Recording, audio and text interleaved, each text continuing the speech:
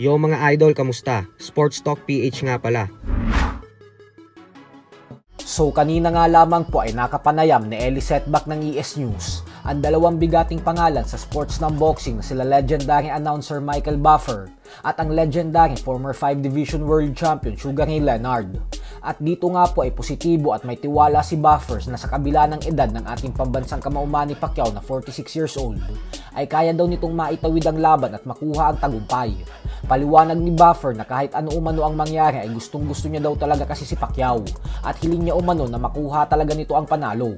Hindi naman daw ito malabo mangyari kasi kapansin-pansin naman umano na maganda pa din ang kondisyon ni Pacman at nag-e-ensayo pa din daw ito ng puspusan.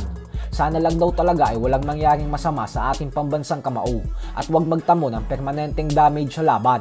Habang si Sugar Ray Leonard naman ay sinabing kailangan daw munang masanay ni Pacquiao na tamaan ng malalakas na suntok. Kasi yun daw talaga ang magiging malaking diferensya at pagkakaiba ng ensayo at ng aktwal na laban. Bukod dyan ay kailangan umano na nasa puso pa din talaga ni Pacquiao ang paniniwala nito na kaya niya pa din talagang makuha ang panalo. Pero hindi daw siya nagtataka pagdating sa mga ganitong klaseng bagay kay Pacquiao. Kasi panigurado umano na alam na ni Pacquiao ang ginagawa niya. Paliwanag ni Leonard na malaki daw ang tiwala niya kay Pacman na makukuha nito ang tagumpay. So matapos nga pong sabihin ng batikang top rank promoter Bob Arum na hindi siya sang-ayon na baliktarin ang hatol at gawing talo via 8-round technical knockout ang kanyang alaga na si Emmanuel Navarrete at gawing bagong WBO Super Featherweight World Champion ang ating pambato na si Charlie Suarez, ay umatras din po si Arum sa planong rematch ng dalawa sa October 1 sa 50th anniversary ng Trinila in Manila.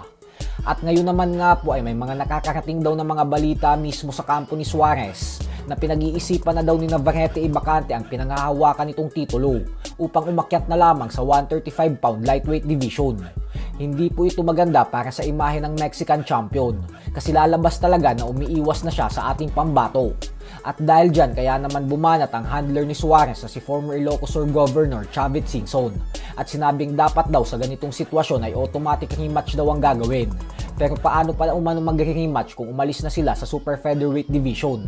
Ayon kay Chavit ay iwas pusoy na daw ngayon ang kampo nila Navarrete at halata daw talaga na dinaya sila sa laban. Bukod dyan ay sinabi din po ni Chavit na kung sakaling mag-rematch ang dalawa at naging matagumpay si Suarez, ay asahan daw natin na magkakaroon agad ng pangatlong bakbakan ng dalawa.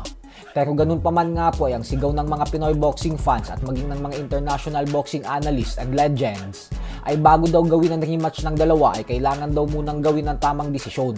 At yun umano ay ang gawing panalo si Charlie Suarez sa una nilang pagtutuos.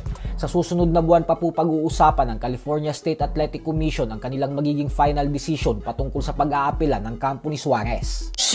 Sports Talk PH